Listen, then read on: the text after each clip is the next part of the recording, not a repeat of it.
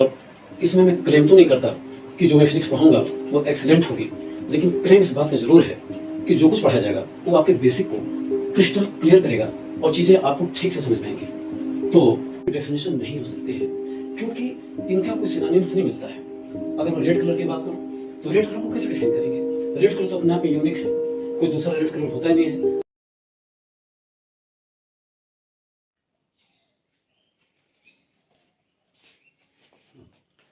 महादेव बच्चों, जैसा मैंने कहा था कि मेरे दो वीडियोज आ चुके हैं। पहला वाला था बेसिक फिजिकल क्वांटिटीज पर और दूसरा था मेनली डायमेंशन पर। तो डायमेंशन से रिलेटेड जितने फैक्ट्स हैं, जितने कंसेप्ट्स हैं, वो सारा कुछ मैंने इसके पहले वाले वीडियो में बताया है कि डायमेंशन की मीनिंग क्या है, डायमेंशन की यूजेस हम कहाँ कहाँ करेंगे। ये बातें मैंने पिछले वीडियो में बताया है। तो आज जो मैं बताने जा रहा हूँ उसका संबंध है, कंटिन्यूएशन पिछले वीडियो से है। तो इस वीडियो में मैं पिछले वीडियो का लिंक दे दे रहा हूँ और उसको जानने के बाद ही ये वीडियो आपके लिए ज़्यादा ईजियर हो जाएगा। तो शुरू करते हैं। जैसा मैंने कमिट किया था कि इस वीडियो में स्पेशली मैं उन कुछ न्यूमेरिकल्स को लूँगा जो डायमेंशनल एनालिसिस से रिलेटेड है। ओके, तो डायमेंशनल एनालिसिस से रिलेटेड जितने न्यूमेरिकल्स बनते हैं, चाहे आईटी में, जेई में, एननीट में या कहीं भी, वो 2 या 3 बेसिक बातों को लेकर ही चलते हैं और हर क्वेश्चन में उसी फैक्ट का रिपीटेशन होता है। तो जैसा मैंने पिछले वीडियो में बताया था, एक समराइज वे में उस बात को मैं कहना चाह रहा हूँ। जैसे मान लो जब भी कोई क्वेश्चन आएगा तो कुछ यूँ हम समझेंगे। मान लो लिखा हुआ है a plus b equals c plus d. These are 4 physical quantities which are related by this relation. तो कुल मिलाकर जो a की डायमेंशन होगी वही b की होगी, वही c की होगी, वही d की होगी। जैसे मैंने बताया था कि बुक में लिखा हुआ है कि होमोजेनिटी के कंसेप्ट से, जिसको मैं जानबूझकर बुक की भाषा नहीं यूज कर रहा हूँ, शब्दों के चक्कर में हम अपने आप को दबा लें, शब्दों के बोझ के तले, और फैक्ट ना समझ में आ जाए, इससे ज़्यादा बेहतर ये है कि हम इजी लैंग्वेज में सारी बात करें। तो मैंने जैसे बताया कि ए में बी को ऐड किया तो सी और डी मिला, तो जो नेचर ए का होगा वही नेचर बी का होगा, वही नेचर सी का होगा, वही नेचर डी का होगा। अगर ए फोर्स है तो बी भी फोर्स होना चाहिए, सी भी फोर्स होना चाहिए और डी भी फोर्स होना चाहिए, क्योंकि सेम नेचर की चीज़ें ऐड होती हैं और सब्ट्रैक्ट होती हैं। और ये बात मैं ऑलरेडी पिछले वीडियो में बता चुका हूँ। तो पहला तो फैक्ट ये है कि जितने क्वेश्चन हम लेंगे उनमें ये बेसिक बात दिमाग में जरूर रहेगी। नंबर 2, जो हम क्वेश्चन लगाते हैं उनमें से मैक्सिमम क्वेश्चन में ये कंसेप्ट यूज में हम लाते हैं कि एंगल की कोई डायमेंशन नहीं होती है। मीन्स जैसे मान लो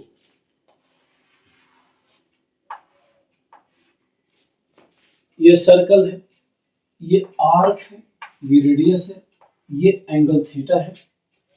थीटा को हम लिखते हैं आर्क बाई रेडियस, थीटा को लिखते हैं आर्क बाई रेडियस। देखो ये भी लेंथ है, ये भी लेंथ है, तो अगर डायमेंशनली हम लिखें तो हम लिखेंगे L बाई एल। ओके, अब L बाई एल हो जाएगा L रेज़ टू पावर 0, ये हो जाएगा 1। तो मैं ये कहना चाह रहा हूं, जरा बात को समझो कि एंगल की डायमेंशन 0 होती है, मीन्स कोई डायमेंशन नहीं होती है, और एंगल का जो डायमेंशन फार्मूला होगा उसकी वैल्यू 1 होगी, 0 नहीं होगी, क्या होगी? 1 होगी। तो एंगल हो गया, एंगल का डायमेंशन फार्मूला 1 हो गया, एंगल का डायमेंशन 0 हो गया। दूसरा फैक्ट जो हम बार बार यूज करेंगे न्यूमेरिकल्स लगाने में वो ये है कि जैसे मान लो हमने लिखा 2 रेज़ टू पावर, मैं यहाँ लिख रहा हूँ 2 raise to power x by c. दो एक नंबर है, एक प्योर नंबर की कोई डायमेंशन नहीं होती है, या डायमेंशन फार्मूला 0 होता है। तो अगर नंबर की डायमेंशन नहीं होगी तो जो नंबर पर एक्सपोनेंट्स होंगे, पावर्स होंगे, उनकी मिलकर भी कोई डायमेंशन नहीं होगी, यानी कि हम लिख सकते हैं एक्स वाई इक्वल्स 1, यानी कि इस पावर का डायमेंशन फार्मूला डायमेंशन 0 होगी और डायमेंशन फार्मूला क्या होगा 1 होगा। तो इन्हीं दो चीज़ों पर मैक्सिमम क्वेश्चन तुम्हारे आईटी में नीट में आए हैं। तो मैं किसी पर्टिकुलर ईयर को लेकर नहीं चल रहा हूँ, जो क्वेश्चनों का ट्रेंड है, जिस तरह के क्वेश्चन आए हैं और उनकी वैरायटी एक ही दो है, लेकिन मैं 4 क्वेश्चन ले रहा हूँ, तो हम एक एक क्वेश्चन को देखेंगे 2 बार दिमाग में रखकर कि किसी प्योर नंबर की डायमेंशन 1 होती है, या अगर नंबर की डायमेंशन नहीं होगी तो उससे जो पावर्स हैं उनके मिलकर डायमेंशन नहीं होगी, या डायमेंशन फार्मूला 1 होगा, और एंगल का की भी डायमेंशन 0 होगी, या एंगल का डायमेंशन फार्मूला 1 होगा। अब देखो, इन 4 चीजों को लेकर मैं 4 क्वेश्चन ले रहा हूं। पहला क्वेश्चन मैं राइट डाउन कर रहा हूं, आपको भी चाहिए कि आप लिखें। तो this is the first question, p plus a by v square in one bracket, in another bracket v minus b, this is v, equals rt। तो क्वेश्चन दिया गया है, इस रिलेशन को हम बोलते हैं वान डेर वाल इक्वेशन। केमिस्ट्री में ये यूज में आता है। Here P is what, P pressure है, वी वॉल्यूम है, आर यूनिवर्सल गैस कांस्टेंट है, टी टेम्परेचर है केल्विन में। उन्होंने अक्सर पूछा है कि डायमेंशनल एनालिसिस के बेस पर आप ये बताओ कि ए और बी का डायमेंशनल फार्मूला क्या होगा। तो फर्स्ट ऑफ ऑल हमें इस इक्वेशन को एक्सपेंड करने की कोई जरूरत नहीं है। हम कंसेप्ट ऑफ होमोजेनिटी को लें, या मेरी भाषा में इस बात को लें कि फर्स्ट ब्रैकेट में क्या है। तो फर्स्ट ब्रैकेट में है P plus a by v square. तो अगर P में मीन्स प्रेशर में ए बाई वी स्क्वायर को हमने ऐड किया है, तो नेचुरली जो नेचर P का होगा वही nature a by v square का होगा, या इजी लैंग्वेज में जो डायमेंशनल फार्मूला P का होगा वही ए बाई वी स्क्वायर का होगा। क्योंकि जब तक डायमेंशनल फार्मूला सेम ना हो, नेचर सेम ना हो, दो चीज़ों को हम ऐड नहीं कर सकते हैं। तो इसको हम ऐसे लिखेंगे, जैसा कि पिछले वीडियो में मैंने दूसरा एग्जाम्पल लिया था। हम इसे यूं लिखेंगे कि P equals a by v square, means जो P का डायमेंशन फार्मूला है वही ए बाई वी स्क्वायर का है। अब मैं इसको इरेज कर रहा हूँ, स्पेस की कमी है, जरा देखो। अब हमको P का यानी कि प्रेशर का डायमेंशनल फार्मूला पता होना चाहिए। हर डायमेंशनल फार्मूले को रटना जरूरी नहीं है। प्रेशर का रिलेशन किसी और चीज से मिल जाए तो पहले उसका डायमेंशनल फार्मूला लिखेंगे, और नहीं आ रहा है उसे और इजियर करेंगे। अल्टीमेटली हमें बेसिकली हम लिख सकते हैं प्रेशर का डायमेंशनल फार्मूला। जैसे मुझे डायरेक्ट भी याद है, अगर डायरेक्ट नहीं याद होता तो मैं ऐसे सोचता कि प्रेशर है फोर्स बाई एरिया। प्रेशर क्या है, फोर्स बाई एरिया है। फोर्स क्या है, मास इनटू एक्सीलरेशन है बाई एरिया है। मास का हमें पता है, मास का पता है कैपिटल एम, ए का पता है L T minus two, area का पता है बाई एल स्क्वायर। इसको सिंप्लीफाई किया तो चला आया M L minus one T minus two. तो या तो प्रेशर का डायमेंशन फार्मूला आपको शुरू से ही पता हो, अगर नहीं पता है तो प्रेशर को हम इजियर फार्मूले में रिजॉल्व करके और वहां तक रिजॉल्व करेंगे जहां तक हमें पता चल जाए। तो हमें पता है मास का एम होगा, एक्सीलरेशन का एल टी माइनस टू हो जाएगा, एरिया का एल स्क्वायर हो जाएगा। तो इस हिसाब से हम प्रेशर का डायमेंशनल फार्मूला बड़े आराम से निकाल पाएंगे। तो मेरे हिसाब से हमें ये करना चाहिए कि हम यहाँ पर डायरेक्ट प्रेशर का डायमेंशनल फार्मूला लिखें। तो मैंने लिखा M L minus one T minus two, this is dimensional formula of pressure. हमें ए का नहीं पता है, यही तो निकालना है। वी क्या है, वॉल्यूम है। वी बेटा वॉल्यूम है, तो अलग से जरा देखो कि वॉल्यूम का डायमेंशनल फार्मूला हो जाएगा एल रेज़ टू पावर 3। तो ये वॉल्यूम का स्क्वायर है तो यहाँ 6 हो जाए। तो सिंपली हमने यहाँ रख दिया L raise to power 6। This is the dimension formula of volume square. यहाँ क्रॉस मल्टीप्लिकेशन करो, तो जब यहाँ क्रॉस मल्टीप्लिकेशन करोगे आप, तो आपको ए का डायमेंशन फार्मूला मिल जाएगा ml⁵, 6 से -1 है, ये 5 हो जाएगा, t-2। तो ऐसे हमने ए का डायमेंशन फार्मूला निकाल लिया, उस फैक्ट को दिमाग में रखकर कि p में अगर a/v² जोड़ा गया है तो जो नेचर p का होगा वही a/v² का होगा, एक नहीं पूरे का कंबाइंड तरीके से a/v² का होगा। और इस बेस पर हमने a का डायमेंशन फार्मूला निकाल लिया। मैं इसे मिटा रहा हूं। अब वैसे ही b का निकालना था, तो दोबारा हम इस एक्सप्रेशन को देखें, p + a/v² in first bracket, in second bracket I have written v - b = RT। तो इस रिलेशन को देखो, यहां भी क्या है, we have subtracted b from v and what is v? v is volume. तो जो नेचर v का होगा वही नेचर b का होगा, मीन्स जो डायमेंशन फार्मूला v का होगा वही b का होगा। तो v का तो पता है L³ हो गया, तो b का भी क्या हो गया बेटा, b का भी हो गया L³। तो हमने बहुत इजीली b का डायमेंशन फार्मूला निकाल लिया। तो एक ये क्वेश्चन एग्जाम में इस तरीके का आता है कि होमोजेनिटी को ध्यान में रखकर, ये इस बात को ध्यान में रखकर कि कोई इक्वेशन अगर वैलिड है तो उसके जितने पार्ट्स हैं सभी बाय नेचर सेम होंगे, या किताबी भाषा में बाय डायमेंशन फार्मूला सेम होंगे, और हम उसको डायमेंशनली इक्वेट करके अननोन फिजिकल क्वांटिटी का डायमेंशन फार्मूला निकाल सकते हैं। तो एक क्वेश्चन ऐसा हुआ, और इस पर तमाम क्वेश्चन आएंगे इन कमिंग टाइम। हम इनका पीडीएफ आपको दे देंगे प्रैक्टिस के लिए, आप करते रहना। फिर अभी तो शुरुआत हमने किया है। See, I am taking next question. Next question मैं ले रहा हूं बेटा, मैं क्वेश्चन ले रहा हूं ऐसे वर्मा से, और मैं पहले क्वेश्चन राइट डाउन करूं फिर मैं समझाता हूं। This is the question, integration dx 2ax - x² root a⁴n sine inverse x/a -1। This expression is given in essay Verma.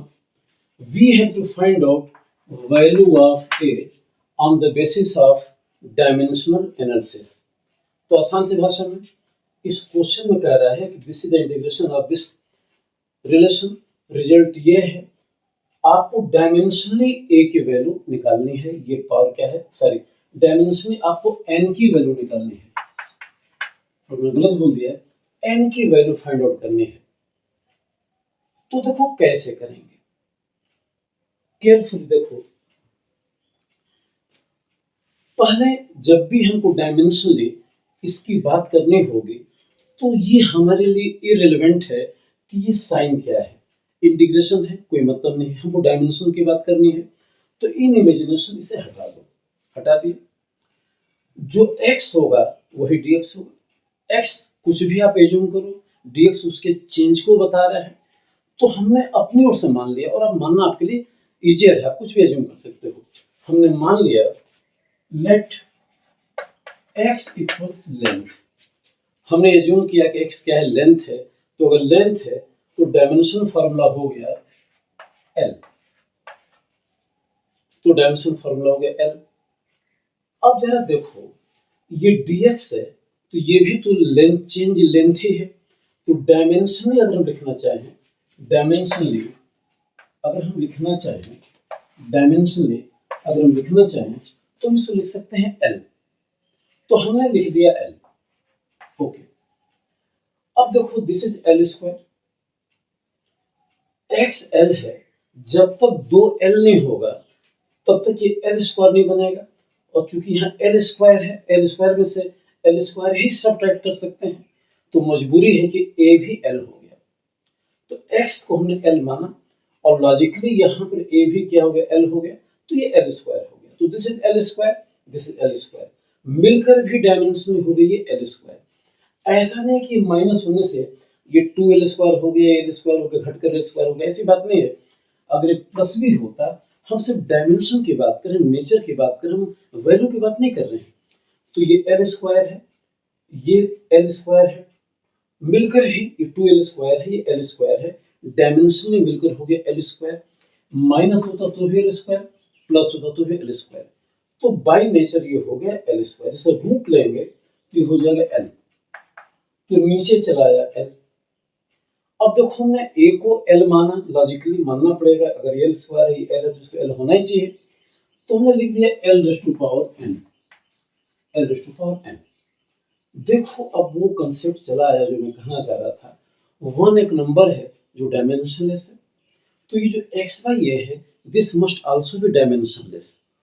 तो जो ये एंगल है, ये जो ब्रैकेट में लिखे जो ये एंगल है, ये पूरी चीज, तब इसकी कोई डायमेंशन नहीं होगी, यानी कि डायमेंशन फार्मूला जीरो होगा। तो डायमेंशन फार्मूला वन होगा, डायमेंशन जीरो होगी, तो इसके प्लेस पर मीन्स इसके प्लेस पर हम वन लिख सकते हैं अगर हम डायमेंशन फार्मूला के हिसाब से बात करें, क्योंकि ये एंगल बेटा, और मैंने पीछे बताया था कि एंगल की डायमेंशन जीरो होती है या एंगल का डायमेंशन फार्मूला वन होता है। तो ये पूरी चीज डायमेंशन ही वन हो गई और हम डायमेंशन ही राइट डाउन कर रहे हैं, तो ये वन हो गया। तो सीधे सीधे इसको हमने छोड़ दिया, तो ये इतनी चीज हो गई। अब जरा देखो इसको यहाँ लाओगे, L raise to power zero और L raise to power n, base same है, हम पावर को इक्वेट करेंगे तो हमें मिल गया n इक्वल्स जीरो। तो यहां पर n की वैल्यू चलिए जीरो। तो ये दूसरा क्वेश्चन हो गया। होपफुली ये बात समझ में आई होगी। अगर कोई बात डाउट होती है तो बेटा आप कमेंट सेक्शन में जरूर लिखो, मैं उसको इम्प्रूव करूंगा। तो ये हो गया n इक्वल्स जीरो। तो ये दो क्वेश्चन हो गए। अब देखो एक क्वेश्चन में नंबर को लूंगा, ये भी आईटी का क्वेश्चन है और ऐसे क्वेश्चन आईटी में कई बार पूछे गए हैं, रिपीटेशन ऑफ क्वेश्चंस है, नीट में वही क्वेश्चन रिपीट कर दिए जाते हैं आईटी से लेकर। तो एक पर्टिकुलर क्वेश्चन मैं ले रहा हूँ और इसे बड़े ध्यान से समझो, हालांकि कोई नई बात नहीं है, नई बात ऑलरेडी मैं बता चुका हूँ। तो देखो अगला question, p plus p equals alpha by beta, p equals alpha by beta e raise to power alpha z upon k theta. अब जरा समझो क्वेश्चन क्या है, क्या पूछ रहा है। This is pressure, alpha and beta are unknown future quantities, we don't know. z is distance, z is distance, p pressure, p is pressure, z is distance, k is called a new physical quantity। आप 11th में थोड़ी और आगे की class में पढ़ोगे। This is called Boltzmann constant, BOLTZMANN, Boltzmann's constant, and theta is temperature,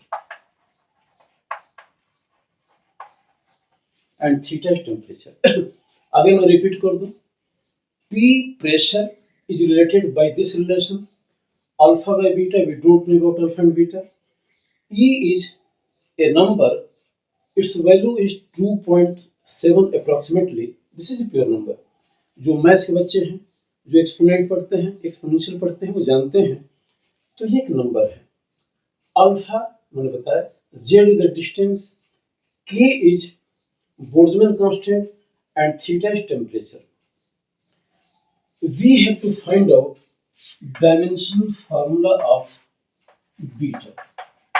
उन्होंने दिया कि बीटा का डायमेंशनल फार्मूला आप बताओ। ओके, तो देखो ये चीजें आप लिख लो, मैं इसको अभी रब करूंगा, मिटाऊंगा, जिससे कि आप बात को समझ सको। तो मैं इसको मिटा रहा हूं। सी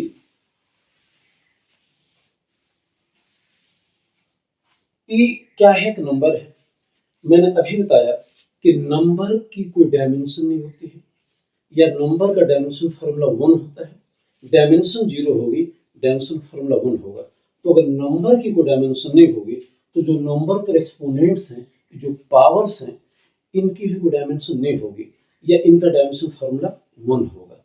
डायमेंशन मिलकर 0 होगी, डायमेंशन फार्मूला 1 होगा।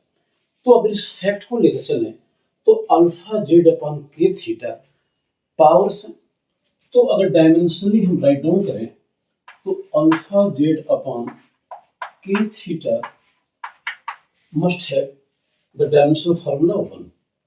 आप एक काम कर सकते हो, के थीटा को इधर ले जाओ, तो अल्फा जेड हो जाएगा के theta.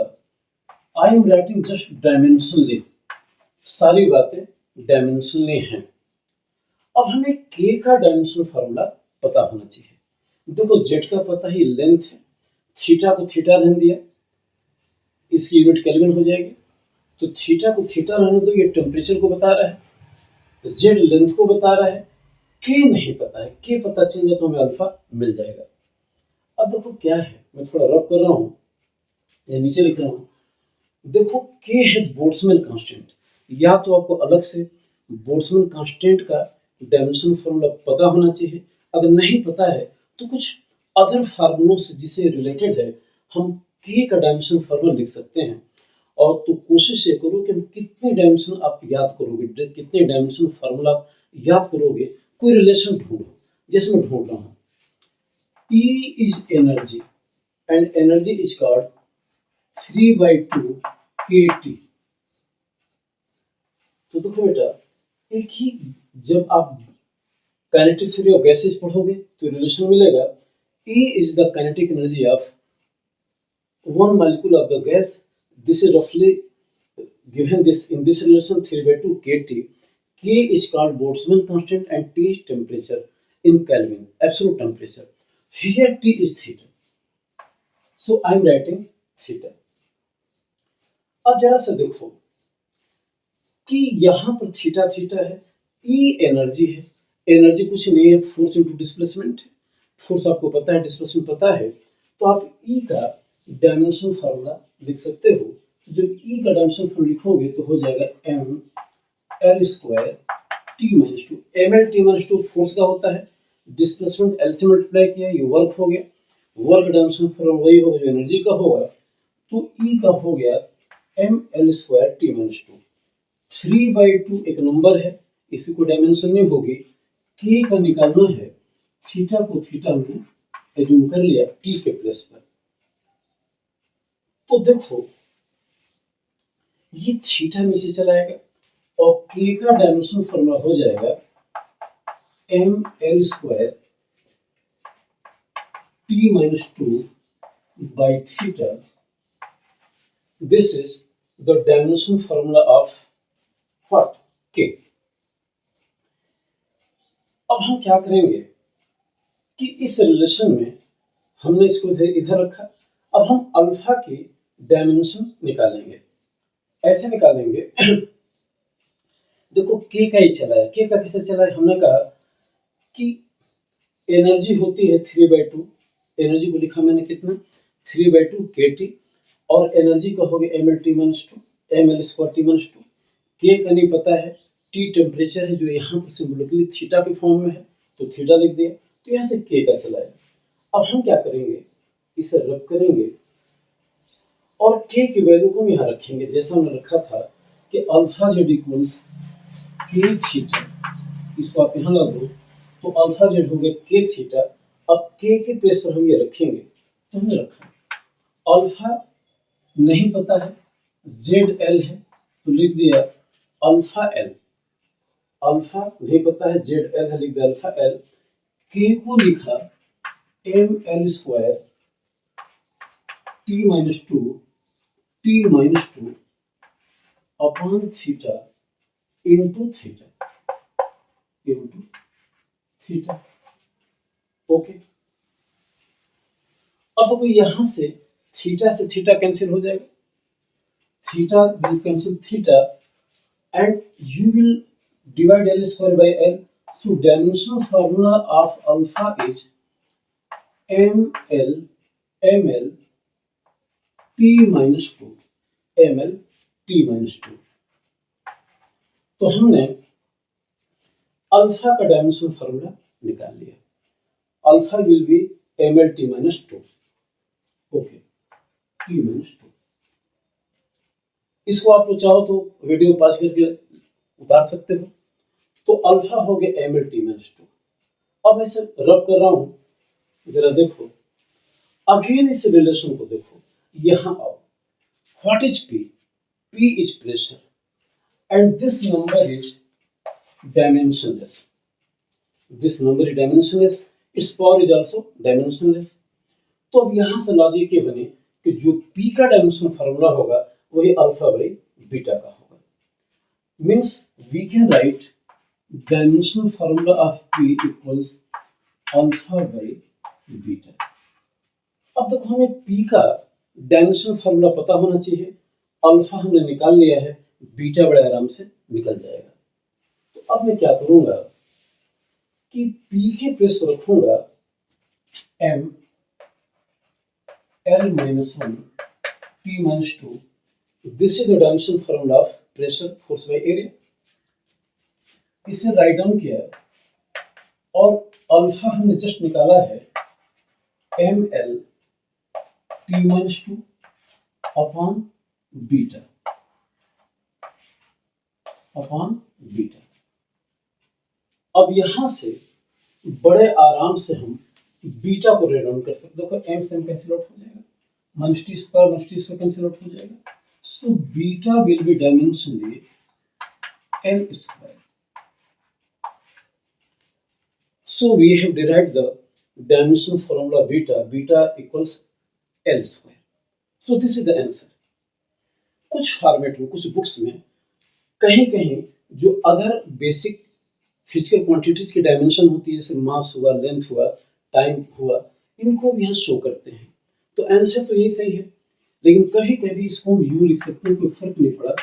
m raise to power 0 means 1 L square जो आपका ऑलरेडी आ चुका है, और t रेज़ टू पावर 0 कोई फर्क नहीं पड़ा। तो कहीं कहीं आंसर ऐसे भी लिखा गया है। तो ये हो गया। तो ये तीसरे तरह के क्वेश्चन हो गए। तो मैंने 3 क्वेश्चन बताए। एक तो होमोजेनिटी के बेस पर, जिसका यूज हम हर क्वेश्चन में करेंगे। दूसरा, एंगल की डायमेंशन 0 होती है, डायमेंशन फॉर्मूला 1 होता है। और तीसरा बताया कि किसी नंबर की भी डायमेंशन 0 होती है, उसके पावर्स की भी मिलकर डायमेंशन 0 होगी, या उसका डायमेंशन फार्मूला 1 होगा। तो ये 3 तरह के क्वेश्चन ये पूछते हैं। एक और तरह का क्वेश्चन है जिसको मैं ऑलरेडी बता चुका हूँ पिछले वीडियो में, लेकिन उनकी जो पूछने का जो वे होता है वो थोड़ा सूडो टाइप का होता है, लगता है धोखा दे रहे हैं, बात वही होती है। लेकिन ऐसे क्वेश्चन आते हैं, तो जरा उन क्वेश्चन को मैं लिखता हूँ और देखेंगे कि नई बात जरा भी नहीं है। ओके, तो एक क्वेश्चन लिख रहा हूँ, सी this is the question: if energy symbol E, if energy comma velocity symbol V and force F be taken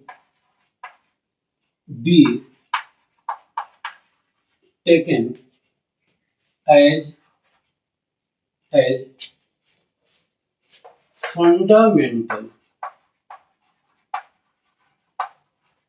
fundamental quantities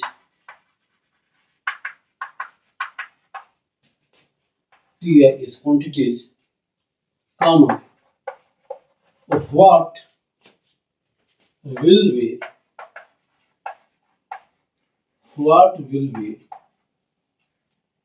dimensional dimensional what will dimensional formula of mass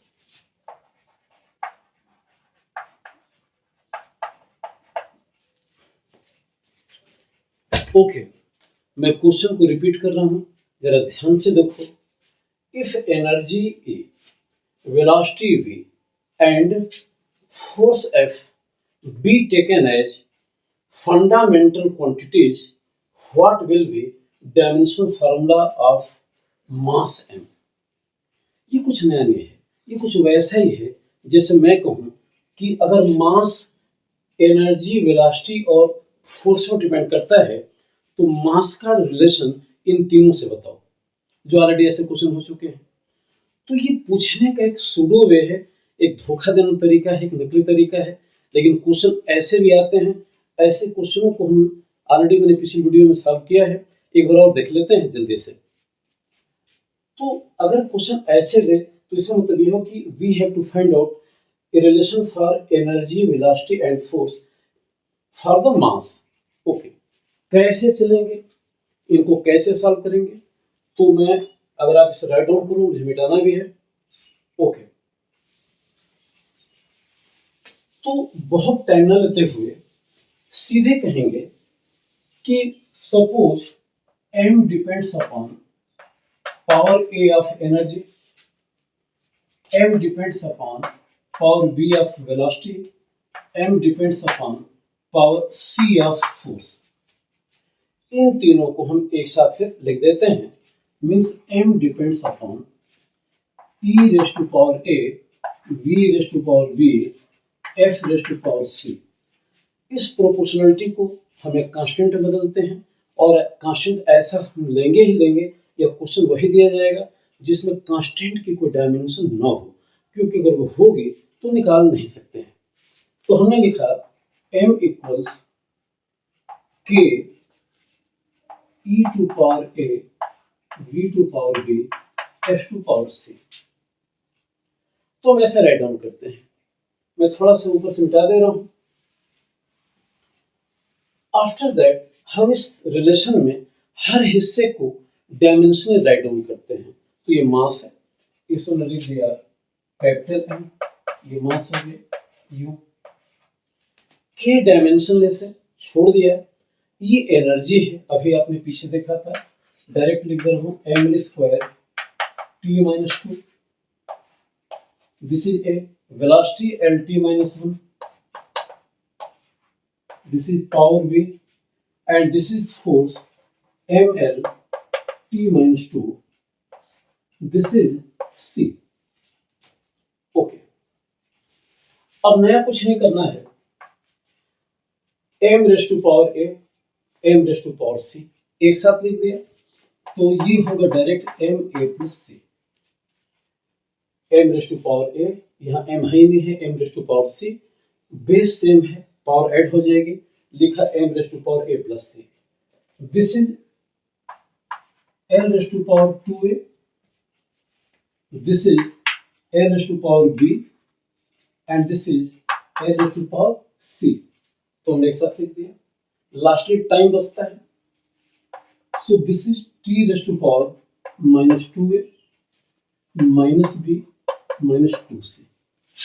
तो ये लंबा चौड़ा हमने ये लिख दिया, और यहाँ ओनली m है। हम सिमेट्री के लिए मैं लिख दे रहा हूँ l raise to power 0, t raise to power 0 and m। इसके बाद हम पावर्स को इक्वेट करेंगे। तो देखो यहाँ m पर पावर a प्लस c है, यहाँ m पर पावर 1 है, तो हमारा पहला इक्वेशन बनेगा a प्लस c इक्वल्स 1। यहाँ l पर power 2a plus b plus c है, यहाँ l पर पावर 0 है, तो दूसरा इक्वेशन बनेगा 2a plus b plus c equals 0।